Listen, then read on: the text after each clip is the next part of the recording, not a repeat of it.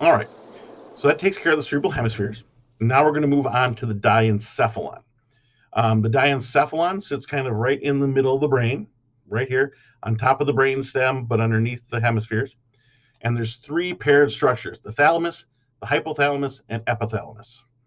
Okay, um, so thalamus, epithalamus, and hypothalamus we're not seeing over here, but we can see it on this image over here. So, thalamic function. What's the thalamus do? All the information coming up to the cerebral cortex will pass through the thalamus. Okay, so its impulses of similar function are sorted out, edited, and relayed as a group. So you can send packets of information as opposed to just constant stream. We just gather this information. Oh, that should go here, here, here. Oh, let's send it up there. Here, here, here. Let's send it over there. It's kind of what it does. The hypothalamus, hypo below, right? It serves some pretty basic biological functions, regulating our blood pressure, heart rate, and force of the heart rate, um, when things move in the digestive tract, rate and depth of breathing, so how deep we breathe and how fast we breathe, and a bunch of other visceral activities is controlled via the hypothalamus. And it's also involved with perceptions of pleasure, fear, and rage. Sometimes it's called the animal brain, right? Those basic emotions, of which we think human emotions probably all the other human emotions we feel are combinations and degrees of those basic ones, those basic animal emotions. Controls body temperature, we mentioned that earlier in the year, and regulates feelings of hunger and satiety, or feeling full. Okay. So it's a pretty important little structure in there for some basic body functions. Oh, forgot. Yeah, regulates sleep and the sleep cycle. Um, so some endocrine functions of the hypothalamus. It has the pituitary gland, so it controls secretions of the pituitary gland. So various things um, that the pituitary gland controls. Hypothalamus helps control that. We can see where the pituitary gland is kind of sitting right here, right underneath it. There it is, right underneath the hypothalamus. The epithalamus, it's got the pineal gland, which helps to produce melatonin, which also helps in regulation of sleep cycles and mood. Has the choroid plexus, which secretes cerebrospinal fluid.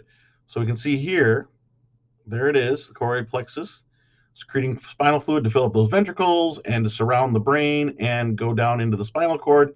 It's all produced right there in the center of the brain. Now let's move on to the brainstem.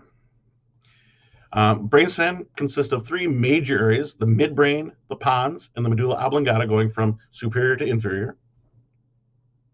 And it controls those really basic automatic behaviors necessary for survival. So as we go deeper into the brain and further down, we get more and more basic in the functions. Okay, so somebody can, that's why people can be brain dead with the cerebral hemispheres and really not have any real brain activity up here, but their body can keep going as long as you keep that brain stem intact. It can maintain the basic functions for a time. And it provides, obviously, it's between the spinal column and the brain, so it's going to provide that pathway for signals to travel back and forth. So here we can see those different things. We've got the diencephalon up here in blue, and then from here to here, we've got the midbrain. Pons, it gets a little bit wider right there, and then it narrows down into the medulla. And you notice that the area right here, which I'll get out of the way, it kind of goes from green to white. White would be the spinal cord here. It's a little bit fuzzy in the separation, because a little bit fuzzy in exactly where one stops and the other begins. Basically, if it's in the skull, it's brainstem. If it's outside the skull, on the other side of the foramen magnum, the hole where the spinal cord goes through, then we're talking spinal cord. Some midbrain functions up at the top. It's got some reflex centers that deal with vision and hearing. So, you know, if you hear, hear and see a tiger real quick out of the corner of your eye when you're walking through the woods, jumping at you, you'll get that reflex to turn and run or scream or whatever.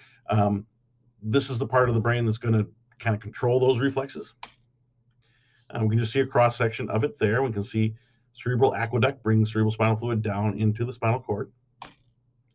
The pons, where it starts to thicken out there, connect the higher brain centers to the spinal cord. Pretty much all of these do. And they're starting to take information where it widens out, is taking some of that information from the motor cortex back to the cerebellum. So you got communication between the cerebellum and the motor cortex here. You can see that there. And the medulla oblongata, it's a fun one to say, another one fun one to say, medulla oblongata. It's the most inferior part of the brainstem. Helps maintain equilibrium or balance. Cardiovascular control center. It adjusts the basic force and rate of heart contraction. Very basic, not too fine. And basic respiration. You can see it right there. You may remember the medulla oblongata scene from Waterboy, so we'll play a short clip of that just for fun. Now, is there anyone here that can tell me why most alligators are abnormally aggressive? I know the answer to this question. Raise your hand. Anybody? Anyone? Yes or you, sir? Mama says that alligators are ornery because they got all them teeth but no toothbrush. Your mama said alligators are ornery because they got all them teeth and no toothbrush. Wow. Anybody else? Yes, sir, you, sir. Alligators are aggressive because of an enlarged medulla oblongata. It's the sector of the brain which controls aggressive behavior. That is correct. The medulla oblongata. But Mama said... The medulla oblongata is where anger, jealousy, and aggression come from. Now, is there anybody here can tell me where happiness comes from? No. Anyone? Oh. All right. Let's hear what Mama has to say on the subject. Mama say that happiness is from magic rays of sunshine that come down when you're feeling blue. Well, folks, Mama's wrong again. No, Colonel Sanders, you're wrong. Mama's right. All wrong. Mama's right. Mama's right. Something wrong with his medulla oblongata.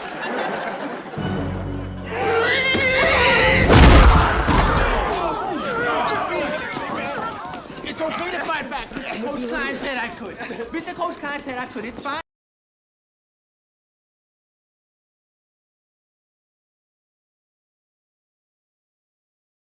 That was a fun scene.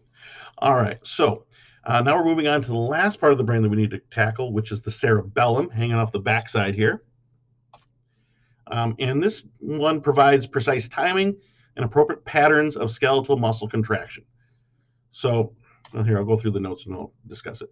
Cerebral activity occurs subconsciously. You're not aware of it. It's not part of the voluntary system. And you can see here kind of mapping out. This one's different than the other parts of the brain. We mapped them out. It's actually mapped with a representation of the human body, everything in the right spot, as opposed to the other areas where they might remember they had the head here, but then the neck up here, and some of those other areas. So receive impulses for the intent to initiate voluntary muscle contraction. So motor cortex sends a signal back here saying, hey, we want to reach out and grab that cup of water. Or we want to catch that baseball or what have you. Proprioceptors and visual signals will inform the cerebellum of the body's conditions. So proprioception is your ability. What I want you guys to do right now is we're going to pause for a minute, and I'm going to have you get up, and we're going to practice some proprioception. So some of these are some of the things you'll see along the side of the road when the police are doing a sobriety check on someone, right? And it's your ability to know where your body is in relation to itself. So you have these sensors in your joints that can tell how bent they are and things like that. So put your arms out to your side, close your eyes, and then try to touch the tip of your nose. Okay? So in order to do that, your body needs to know where your arm is in relation. You know, if I got a different angle here, boom, it's not going to come in. Boom, it's not going to come in. So your ability of your body to know that. And another one would be, this one's a little bit harder. Point your fingers and try to bring them in and see if you can touch your fingers in front. Oh, little bit off. I was close. That's all about proprioception. And visual signals too, as we all know, it's easier to do if you take in some sight. We're definitely visual species. So if I was doing that and I could do the proprioception with the visual signals, I could map that out and do better corrections to get it to match. Or if you're trying to catch a baseball that's being thrown at you, or a high pop fly, being able to calculate all those different angles and the trajectory and the speed and the distance and figure out where to put your hand at what time to catch it, that is an amazing piece of calculation, isn't it? Think about the computing power and all the physics and trigonometry you have to do unconsciously to get to the right spot to catch that ball. It's crazy. And that's taken care of by the cerebellum. So it'll calculate the best way to perform the movement, send that back up to the motor cortex, which can then send down the final signals to the right motor units to contract at the right times to get that movement done. So it's a pretty cool center for processing your movement and making sure you're doing it without falling on your face. Some cognitive function. It does play a role in language and problem solving. And it helps you to recognize and predict sequences of events, which is not all that surprising, seeing as how it has to predict sequences of events and, the baseball flying through the air to get you underneath it. Next, I want to talk about brain protection. So we talked about the major functional areas of the brain, but we also have to protect this. And we've touched on it a little bit. It's protected by the bone, the skull. That's part of the reason why it's the only part that's protected by solid bone in our entire body. Something called the meninges and cerebral spinal fluid. And then we got to keep harmful substances from getting into the brain from the blood, right? You don't want toxins getting in there. It's a delicately balanced instrument to your brain. So we want to keep the toxins out as best we can. So there is a special filter, so to speak, in your brain for materials to get from your blood to your brain and out again, called the blood-brain barrier. The meninges, you can kind of think of this like the pericardium we talked about surrounding the heart, kind of protecting it. We got 3 connective tissue membranes outside the central nervous system, so around the brain and the spinal cord, consisting of the dura mater, the arachnoid mater, and the pia mater. Okay. What does it do?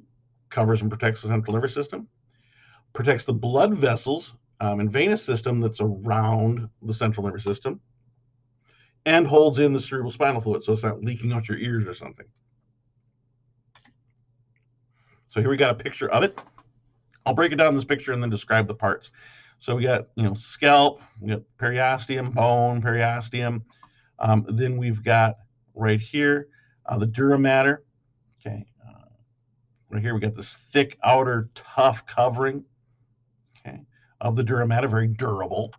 Okay, then below that we got this purple stuff, the arachnoid mater, with the subarachnoid space, all these little fibers going in there. It's called arachnoid mater because it kind of looks like spider webs under there, right?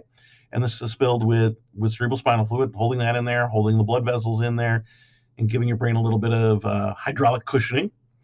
And then tight up to the brain, so tight it's hard to separate it when we go do our dissections, is the pia mater. Pretty delicate, but that forms this area where the cerebral spinal fluid can sit between the arachnoid mater and the pia mater. And the dura mater is very tough. When we dissect the brain, you'll see how tough it is. Very difficult to tear or rip or anything like that. So like I said, arachnoid mater, wide subarachnoid space filled with cerebral spinal fluid, and helps central cerebral spinal fluid to be reabsorbed into the venous blood so you can get rid of the old stuff and make new stuff and replace it.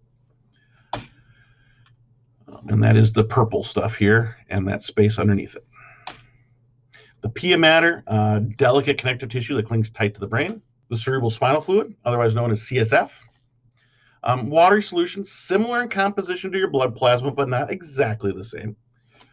Contains less protein and a slightly different ion concentrations in the plasma, because ion concentrations are uber important for proper nerve function. You gotta have exactly the right amount of ions in different parts of the nerves in order for them to work, as we saw back in our neuron physiology section of the notes.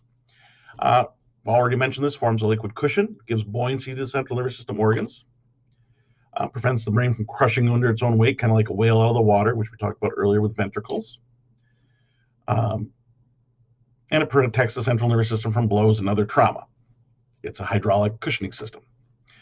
And lastly, since it's bathed in the brain, it is going to carry some chemical signals throughout it. That's where the neurotransmitters are diffusing through cerebral spinal fluid. Blood-brain barrier helps maintain a stable environment for the brain, and it's a more selective barrier between the blood and the tissues than it is in other parts of the body, and allows nutrients to pass freely.